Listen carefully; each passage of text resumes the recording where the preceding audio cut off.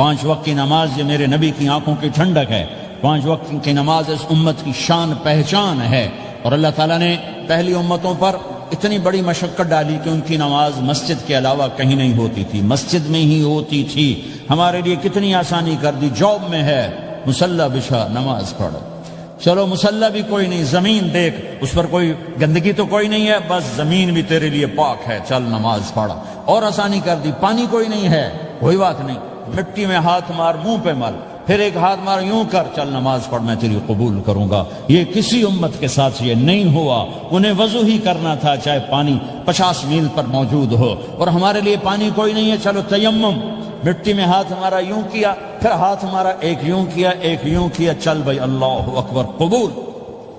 عمار بن یاسر رضی اللہ تعالیٰ عنہ سفر میں تھے، ان کو نہانے کی ضرورت ہو گئی، نائٹ فال ہو گیا، تو انہوں نے سوچا کہ ویسے تو آدمی کو وضو کی ضرورت ہوتی ہے تو خالی منہ پہ ہاتھ مارا اور کونیوں تک، لیکن مجھے تو غسل کی ضرورت ہے، تو خالی اس سے تو کافی نہیں ہوگا۔ تو انہوں نے کپڑے اتارے، اکیلے تھے، ریت کے اوپر کبھی یوں لیٹے، کبھی یوں لیٹے، کبھی یوں لیٹے، 3-4 دفعہ یوں یوں اور یوں رول ہوتے ہوتے پھر انہوں نے نماز پڑھی۔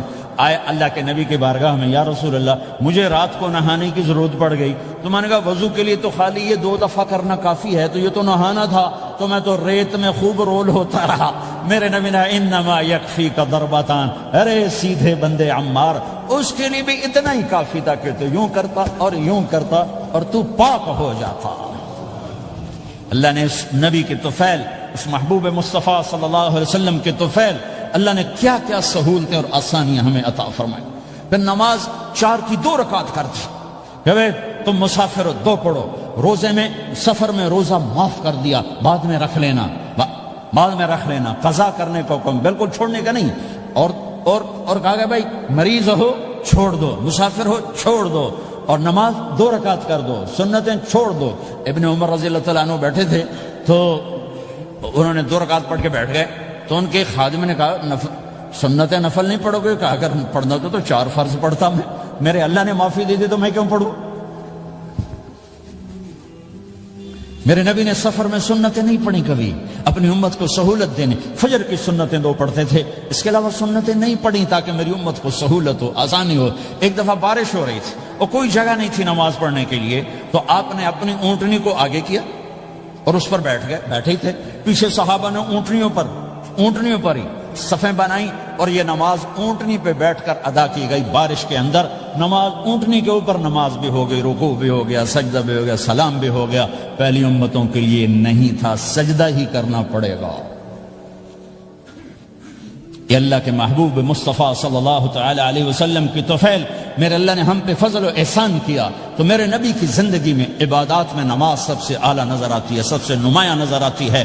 اور پھر بازار میں، گھر میں، دفتر میں، ماحول میں میرے نبی کے اخلاق، یہ زندگی کا دوسرا روشن پہلو ہے۔ میرے نبی کی ساری زندگی 2 لفظوں میں آتی ہے، عبادت اخلاق، عبادت اخلاق، یا 2 اور لفظ، حقوق اللہ حقوق العباد، حقوق اللہ حقوق العباد۔ حقوق اللہ میں نماز سب سے اعلیٰ، اور حقوق العباد میں لوگوں کی برداشت کرنا، لوگوں سے درگزر کرنا، معاف کرنا، جھوٹ سے بچنا، دھوکے سے بچنا۔ میرے نبی سے پوچھا گیا یا رسول اللہ مسلمان کنجوس ہو سکتا ہے؟ ہم نے کہا ہو سکتا ہے۔ یا رسول اللہ مسلمان کمزور ہو سکتا ہے، بزدل ہو سکتا ہے، ڈرپوک ہو سکتا ہے؟ آپ نے کہا ہو سکتا ہے۔ یا رسول اللہ مسلمان جھوٹ بول سکتا ہے؟ آپ نے کہا نہیں، جھوٹ نہیں بول سکتا، جھوٹ نہیں بول سکتا۔ ہاں، الا لعنت اللہ علی الکاذبین، جھوٹوں پہ اللہ کی لعنت۔ اس لعنت کے ساتھ 400 پاؤنڈ بچا لیے، 4000 بچا لیے، 4 ملین بچا لیے، 4 بلین بچا لیے، 4 ٹریلین بچا لیے، ساری دنیا کو بچا لیا، اور اوپر اللہ کی لعنت پڑی تو اللہ کی قسم گھاٹے کا سودا ہے۔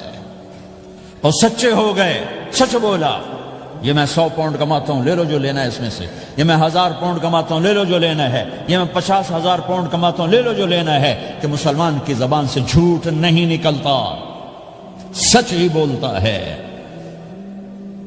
آپ تشریف لے جا رہے ہیں، ایک آواز ہے یا رسول اللہ، آپ نے یوں دیکھا کوئی نظر نہیں آیا، پھر آواز ہے یا رسول اللہ، تو آپ نے دیکھا کہ ہرنی ڈیر چھوٹی وہ کھڑی ہوئی، رسی میں بندھی، تو آپ نے کہا کیا ہوا؟ کہا جی آپ کا صحابی مجھے پکڑ کے لایا ہے، میرے چھوٹے چھوٹے بچے بھوک سے رو رہے ہوں گے، آپ مجھے چھوڑ دیں، میں بچوں کو دودھ پلا کے واپس آ جاتا، مجھے پتا ہے میرے اللہ کی تقدیر میرے بارے میں کیا ہے۔ تو آپ نے کہا اگر تو واپس نہ آئی تو پھر تو اس نے کہا مجھے اللہ جہنم میں ڈال دے. آپ نے اس کی رسی کھول دی, خود وہیں بیٹھ گئے. اس نے دوڑ لگائی اور پہاڑوں میں گم ہو گئی. تھوڑی دیر کے بعد وہ دوڑتی ہوئی آئی اور آ کے سر یا رسول اللہ میں حاضر ہو گیا. تو آپ نے اس کو باندھ کے وہیں آپ بیٹھ گئے نہیں. دیر کے بعد وہ صحابی آئے جنہوں نے اس کو شکار کیا تھا, پکڑا تھا. تو کہنے لگے, ان کا یا رسول اللہ آپ یہاں کیسے؟ کہ میں ایک درخواست لے کر آیا ہوں. کہ کیا؟ کہ یہ ہرنی مجھے ہدیہ کر دو. کہ یا رسول اللہ سب کچھ آپ کا ہے, یعنی بس یہ ہدیہ کر دو. یا رسول اللہ حاضر. تو آپ نے اس کو لے کر رسی اس کی گردن سے نکالی کہ جا بچی اپنے بچوں کے پاس جا کے خوشی منا.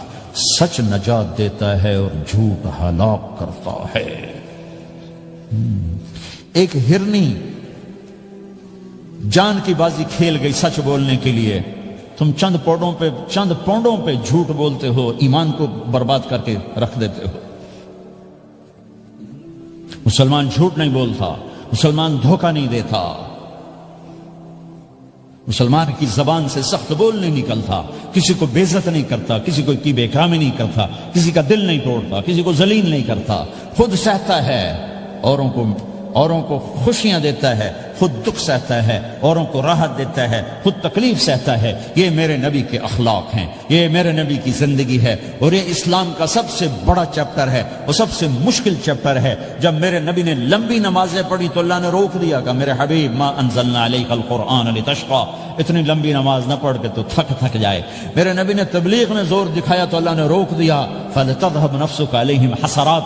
میرے نبی اتنا غم نہ کر کے آپ خود ہی آہیں بھرتے بھرتے آپ مر جائیں. میرے نبی نے مال سارا خرچ کیا, اللہ نے اس سے بھی روک دیا.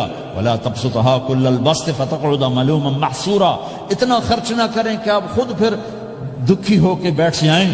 خرچ کرنا بہت بڑا عمل, تبلیغ سب سے سارے عملوں کا سردار عمل. تبلیغ سے بڑا کوئی کام ہوتا تو اللہ نبیوں کو دیتا. اگر تبلیغ سے بڑھ کر کوئی کام ہوتا تو اللہ نبیوں کو دیتا. گشت سے بڑھ کر کوئی محنت ہوتی تو اللہ نبیوں کو دیتا.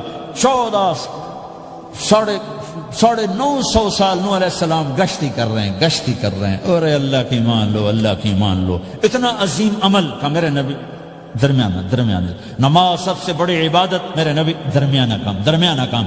لیکن جب میرے نبی نے اخلاق اچھے کیے, دشمن کو معاف کرنا. لیکن ایک آدمی آپ سوئے ہوئے تھے, آپ کی تلوار لٹکی تھی, ایک آدمی آیا, اس نے آپ کی تلوار اتاری اور یوں ماری پسلی میں. آپ اٹھ کے بیٹھ گئے. اب وہ قتل کے ارادے کے لیے آ چکا ہے اور تلوار یہاں ہے. کہتا من یمنعک منی, اب بول تمہیں کون بچائے گا؟ تو آپ نے مسکراتے ہوئے کہا اللہ. تو اس کے ہاتھ سے تلوار گر پڑی. تو آپ نے اٹھا لی, آپ نے یوں سیدھی کی, اب تو بچا, تجھے کون بچائے گا؟ وہ کہنے لگا مجھے تو ہی بچائے گا. وہ تو اللہ کو جانتا نہیں تھا. کہ بابا مجھے تو ہی بچائے گا. تو آپ کہتے ہیں اس کا سر اڑا دو, یہ نبی کو قتل کرنے آیا ہے. میرے نبی نے فرمایا کلمہ پڑھتے ہو؟ کہ نہیں پڑھتا. کہ جاؤ معاف کیا.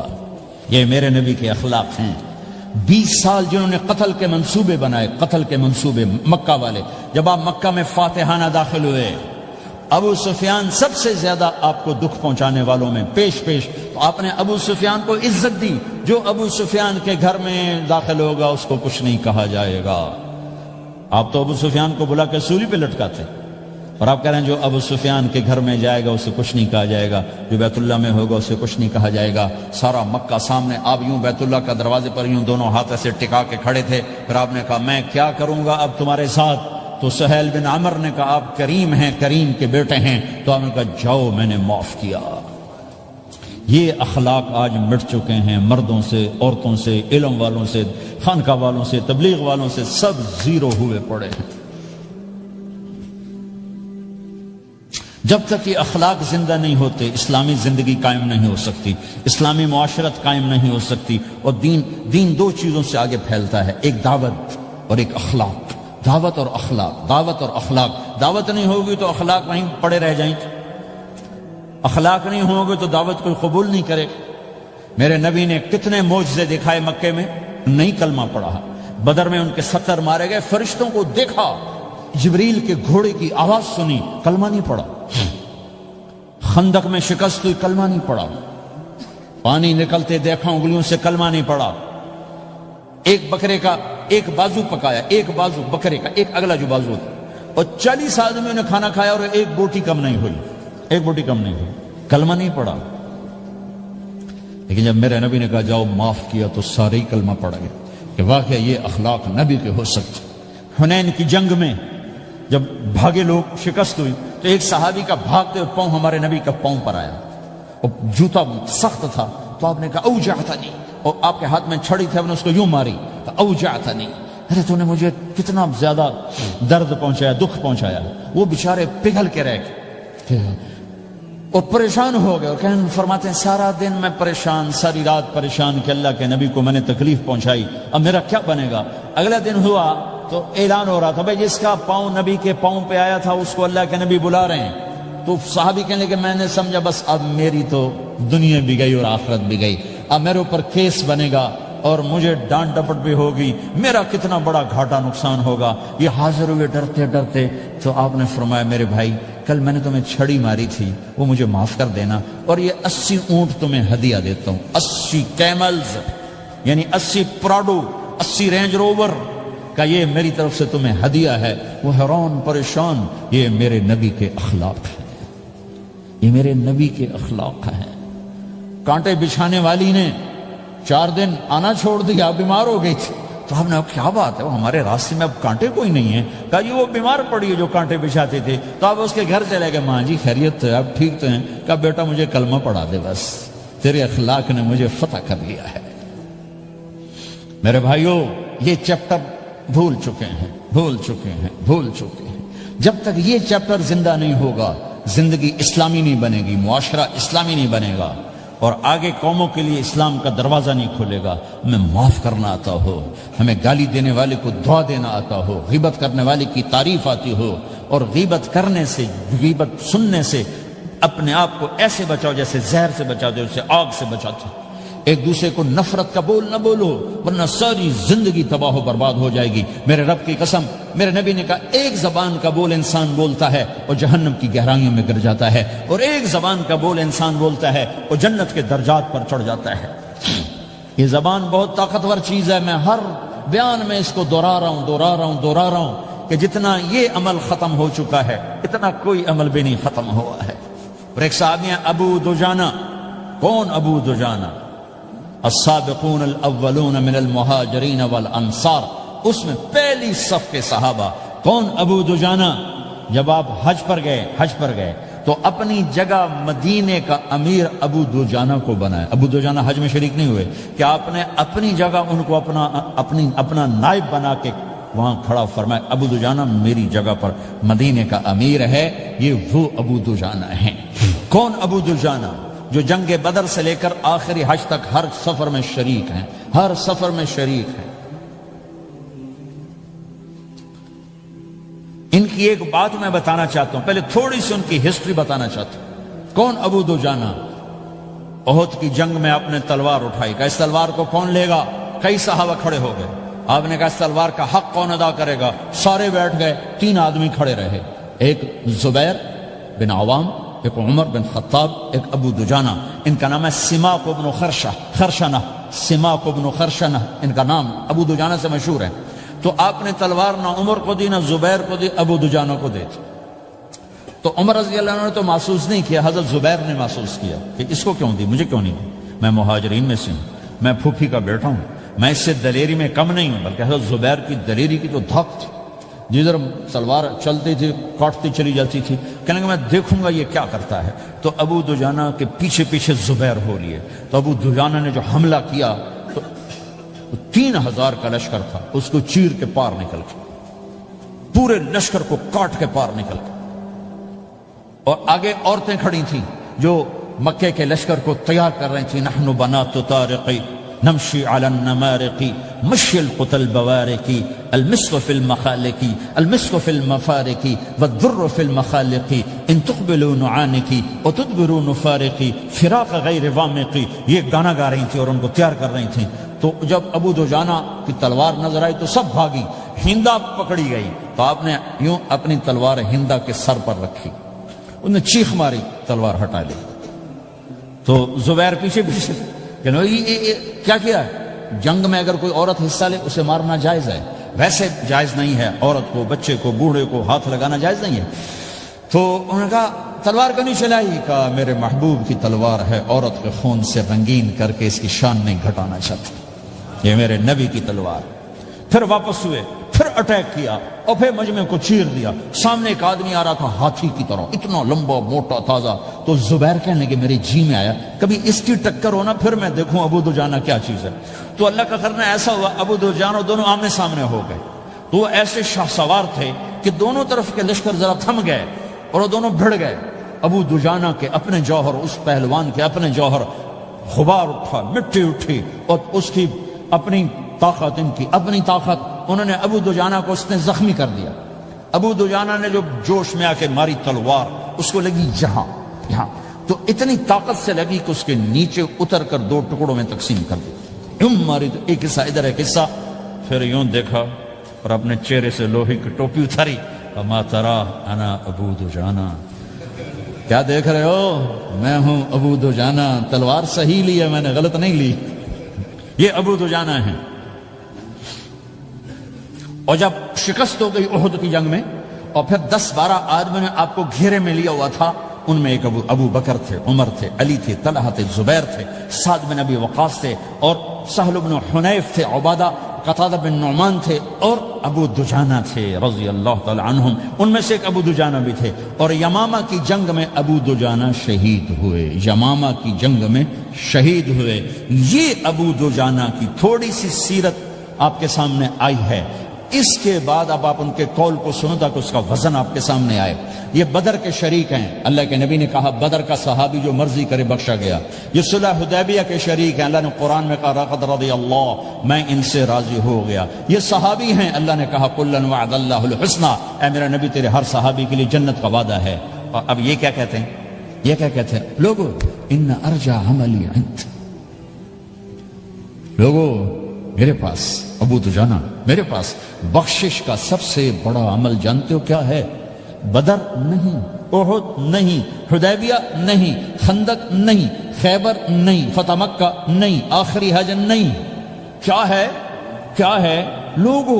ان ارجع عملی عندی، میرے پاس آخرت میں بخشش کا سب سے بڑا عمل بس ایک ہے کہ ما آذیت احدا باللسان، میں نے اپنی زبان سے کبھی کسی کو دکھ نہیں پہنچایا۔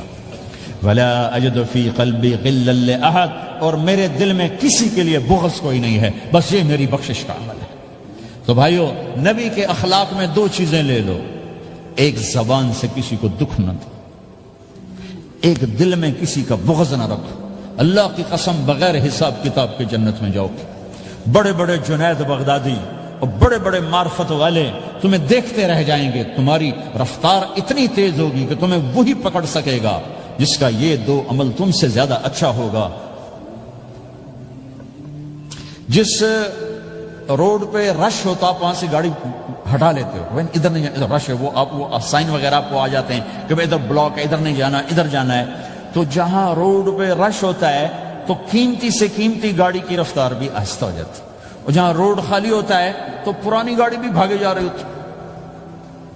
ہمارے یہاں پرانی گاڑی ہوتی ہے نا، پرانی بسوں کے پیچھے لکھا ہوتا ہے نہ انجن کی خوبی نہ ڈرائیور کا کمال، خدا کے سہارے چلی جا رہی ہے۔ اور جس کے پاس ایسی گاڑی ہو، نہ انجن کی خوبی نہ ڈرائیور کا کمال، تو اگر اس کو روڈ خالی مل جائے تو وہ تو مرسیڈیز والے سے پہلے پہنچے گا، رینج روور والے سے پہلے پہنچے گا، بینٹلی والے سے پہلے پہنچے گا، روز رائج والے سے پہلے پہنچے گا، جو وہ تو پھنسی کھڑی اور اس کا روڈ ہی خالی ہے۔ تو میرے بھائیو، یہ میں ایک مثال دیتا ہوں، عبادات کی روڈ پہ بہت رش ہے، نمازی بے شمار ہیں، روزے دار بے شمار ہیں، عمرے والے بے شمار ہیں، حج والے بے شمار ہیں، اور تہجد گزار بے شمار ہیں، علماء بے شمار ہیں، حافظ بے شمار ہیں، ذکر والے بے شمار ہیں، بہت رش ہے، تبلیغ والے بے شمار ہیں، لیکن جو اخلاق والا روڈ ہے نا، یہ خالی پڑا ہے۔ اس پہ موٹر زوکی پہ چڑھ کے آ جاؤ تو سب سے آگے نکل جاؤ، سائیکل پہ چڑھ کے آ جاؤ تو سب سے آگے نکل جاؤ، کہ روڈ ہی خالی ہے، اخلاق کا روڈ خالی ہے۔